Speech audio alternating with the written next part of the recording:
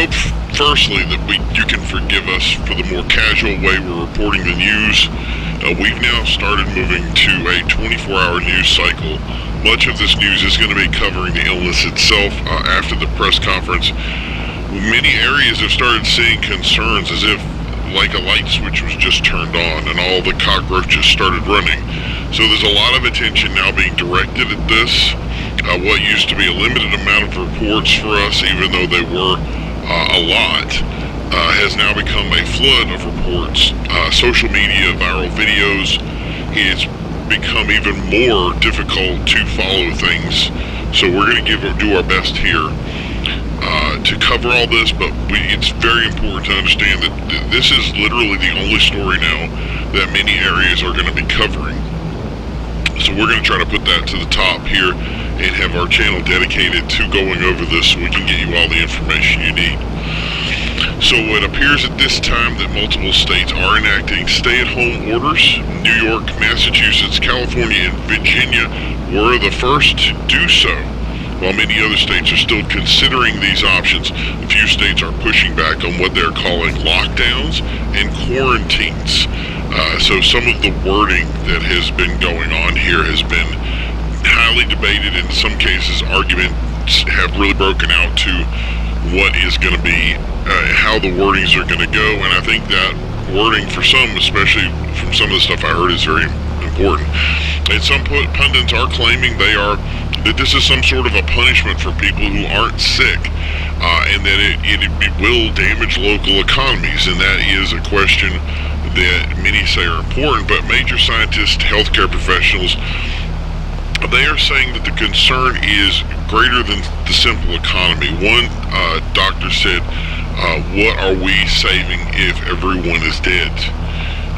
Which is an interesting quote, to say the least. And this flies in the face of many statements that said the situation was not as serious as many of the media sources were letting on, that we were somehow blowing this out of proportion.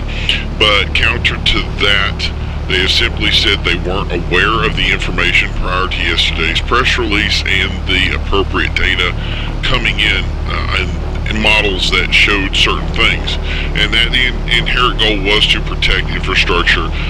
But now that this has come to light and models have said that this could be severe, it's important right now to allow officials to get ahead of the illness. And many people are going to agree with that, because I don't think that anybody wants to be sick. I don't think anybody wants to come in contact with somebody who's sick, but I think that it's more in the limelight now that this is happening on a regular basis. This is not just something that is something that's happened in a different state that's very serious. Obviously, many of you today are waking up seeing National Guard movements come into your areas, and it's going to start having some resilient effects on this. And that's, I believe it would be under my feeling that a lot of people are going to voluntarily stay at home for much of this to try to figure out what's going on, if they can.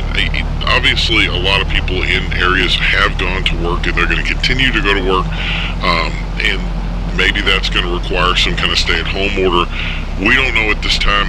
We're really just starting to come at the beginning of the way. So right now the priority is simply figuring out what the illness is, identifying the pathogen, and finding a way to protect people. Will that be a vaccine? Maybe. We don't know. We just know that right now nothing like that exists. And obviously, to be able to fight an illness, we have to know what we're fighting. And that's going to be in the purview, in the hands of many scientists, doctors, professionals, healthcare advisors, and people of that nature are going to be spending a lot of time right now. We were under the impression that many of them were coming together to get this information made aware.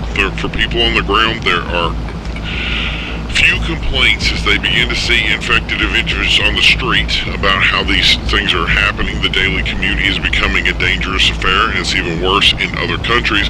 In America, we do tend to drive from place to place, so the biggest concern is hitting someone who is on the road who is sick or unaware that they're in an area that is highly congested. But in other countries, vehicles are not all that popular, and in packed community centers, there's been giant reports of problems because it's tough to see victims until suddenly they're attacking. Some of them stand like statues, they don't move, they may look lethargic. Typically, these are people that we avoid, and vigilance is something that's being called for because walking by somebody, you might want to keep some distance. So many of these areas are saying a 3 to 6 foot distance from anybody to make sure that they don't jump out and you have somebody to stand and they think they're looking at something and suddenly they're attacking you.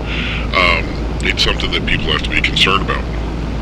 People have asked, are we planning to lock down air flights, travels, etc.? And that was something that was started in many countries already, most notably in the UK, where people are being scanned for the illness, and that does not seem to have had any effect, which is where scientists have been left scratching their heads, trying to nail down how a pathogen transmitted by potentially a rat or a mosquito could travel in such a way as to reach other countries. Could it be a boat or a plane? Because it doesn't seem to be transmitted by humans in the traditional sense. So it may become a time when masks or other protective devices may be needed to best protect against the illness, but nothing has been said to or alluded to as yet of any further ways of protecting. Most of the information that we see are based around simple avoidance. So that's where we've gone to with information right now. I'm sure that we're under the impression that we're going to be getting some more packets in soon to go over how to best protect yourself, and when we get that information, we'll make sure to relay it over. There is a sort of hysteria that is setting in. We've asked people not to allow their emotions to get to them. People continue asking if they are safe, which is important, and there's no clear answer for that at this time. The direct threat of the victims of the pathogen are one thing, but there's still a concern of water, food, etc. How do you make sure that those things are not going to make you sick? And the State Department did reinforce that if you don't have a serious illness and a life-threatening pre-existing condition, that you should be safe. But that hasn't really lightened the load for many, especially if they have someone in their household that meets that criteria. Making sure that they take care of them in the best way possible, making sure that they have access to life-saving drugs or other things that they need for treatments is important, which is why we see a lot of this moving towards infrastructure, making sure that power and communication are important and that you get all this information. This right now is going to be the way we talk to each other, is through these communication sources, everything from television, internet, radio. There's a lot of local amateur bands right now that have mobilized in ways to get information out to people, and that information is going to be important. So it's imperative to make sure that people have access to that information, and that's become one of their priorities. Concerns of suicide rates are on the rise. The psychological board today said that further research needed to be done, but that they were recognizing that many individuals that were having serious health concerns were not returning to care. Police are shorthanded as is and have rescinded wellness checks. Once checked by a department who still performed them, they said the wait time could be up to a week before they were able to even perform a wellness check. 911 operators are even more strained as phones ring off the hook. One operator stated that much of the calls are informational, they're being forwarded to the appropriate resources, but that some calls of people being attacked had them instructing simply on how to defend themselves because police services were not available at that time, and they were not aware when police would be available to come to their area. So a possible overload of the 911 system. Even with communications, there's potentials of lines being blocked due to overwhelming incoming calls. Many of these were saying that if you had questions about further information, to go to specific hotlines in their areas, but whether those have been set up, whether they've been overloaded, how many operators they have, it really is a question that we don't have an answer to, and the information has been so dynamic right now that it's very difficult to find out or even test, because we're seeing basically a national movement here to try and mobilize to stop this. With National Guard troops moving, we stated that earlier today that many of those individuals are seeing some sort of troop movements.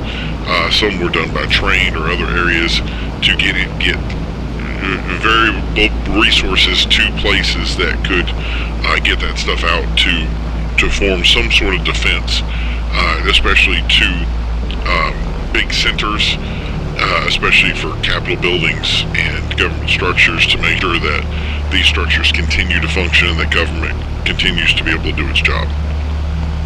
Calls to local government have simply gone unanswered in areas that are hurt most. Calls for more resources are difficult when resources are already strained, and much of these resources are directed at prevention. Makeshift medical shelters with specifically trained individuals have been made available. So those are things that if people can or are available to reach, they can use those resources, and these individuals are trained specifically to deal with the illness. This has led another mounting question is, what do you do with the sick? And in some areas the admission is euthanasia, but others say that that is simply unacceptable. Shelters with trucks on hand to load up anyone that is about to succumb to the illness or in the full throes of the infection have stirred up quite the controversy. Activists saying that this is even less humane than taking someone out in the back and shooting them, which there is no clear question as to what can and already has been done with little availability and no oversight. So there are certain areas that may simply just say, like he was saying, that take somebody out in the back and shoot them. We're under the impression that may have, if it's not already happened, that is obviously something that nobody is supporting, and I don't think you'd ever get anybody to support it. But it's something that it makes it very difficult for us to contact someone and say, is that happening? It's kind of, how do we put the cart before the horse? Because if it happens in one place doesn't mean that it's happening everywhere. We do know that there are areas that are handling this situation very well. Is it based on how many sick or afflicted they have in their area? Is many questions that we're going to have to really test and put to the fire, if you will, to get a full understanding of what's going on here. And one of our final stories today was the biggest concern facing America for a while now has been based on gun control. Prior to attacks in Pennsylvania and Georgia, there was a giant push to remove assault weapons from the general populace. And it seems with the advent of militias and the questions of how normal people are dealing with the victims of this terrible illness, some have asked if the Second Amendment should simply be rescinded during stay-at-home orders. And although there was a stark pushback from the question when it reached the Senate floor this morning, some advocates were quick to agree on emergency measures. It doesn't seem to focus on collections of arms, at least at the moment, but the use of personal protective equipment once leaving the home was a primary concern. It did focus on assault weapons or assault rifles initially, but expanded to semi-automatic weapons in total. Once the bill was basically placed in the questions of the residing members. It seemed most of the arguments revolved around positively identifying a sick person and realizing that wasn't an obvious reason to shoot said person. So if you saw someone, you may believe that they're sick from a distance, that some people were engaging them and seeing them as a threat. And that was something that just, obviously that's unacceptable, especially if you end up shooting someone who has done nothing. Concerns of fear were predominant questions, that the only lawful use was in defense, and that leaving such a decision to an untrained person was questionable at best. Again, this didn't expand to home use, because if someone is invading your home, the predisposed idea is that they are attacking you. So it seemed that many gun control advocates were able to compromise in that regard. But the biggest evidence presented was the amount of gun-related crimes that were on the rise in most of the eastern states and predominantly in northern states. Reports of gunfire and defenses of life were surging. Some states stated they arrested in the thousands, and many smaller offenses like discharging a firearm for such as firing a warning shot or brandishing when you show someone that you are armed were simply becoming unenforceable, that there were too many people that were becoming armed in the use to protect themselves, but not being able to use those weapons or trained efficiently. Some were not licensed. There was a lot of concern there that people were trying to do their best to defend themselves, but were doing so in ways that could harm others. One area in western Massachusetts reported a 500% increase. So it is unknown how many of these shootings were associated with the victim, the illness either. Some sheriffs stated that the quoted opportunity murders could be a huge concern as things became worse. His big concern was in some looting cases that attackers had used the defense that the person they shot were victims of the illness, that they were simply defending themselves, and these cases would now be locked up in trial courts for months with investigations that he believed were almost impossible to determine. So that's going to be something that is going to be on the minds of many people right now, and I think it really does bring up an excellent point about what has changed in this debate from the beginning to now is a stark difference than what we had before, but it really shows the weakness of how we're dealing with the situation, and maybe something should have been done prior to now. That question is going to have to linger on the hearts and minds of those involved. What this shows is a serious question that faces legislation through the country, and it may be a situation that will be decided by the states if a solution cannot be agreed upon soon. As for looting, a few areas are experiencing problems. Stores that have voluntarily closed down or fled the areas have seen some looting taking place. So it's not widespread, but concerns are that as the stay-at-home orders start to kick in, that things could evolve. With short-staffed police officers, it's only a matter of time when and if this could begin to become a problem. Oh wow, okay. So I'm going to go over to that right now. So I'm going with this one. This is a quick story we just received. There were concerns at the border of Mexico and the U.S. and Texas as upwards of 10 to 20 sick individuals moved towards the border in the U.S. People were attacked in their cars as some of the infected tried to breach the border, sending many fleeing. Border Patrol officers opened fire and said, and I quote here, "We tried our best to stop them, and they simply wouldn't go down." Wow. Okay, a few of the sick were killed in the attack, but the rest simply moved forward. One Border Patrol officer was injured in the attack, but managed to escape, leaving that border section completely blocked entering into the U.S. It is still blocked at this time. This is a brand new story, and we're going to continue to see how this resolved, or if this is something that we're going to see more of. Obviously, this is something that everybody should be aware of. If you have not tuned in, you need to tune in now to keep abreast of any ongoing situation, as we see a lot of emergency mobilization right now. In some terms, it's unprecedented. We've never seen a move like this before ever made in such a unified way to take control of a situation that we've never faced before.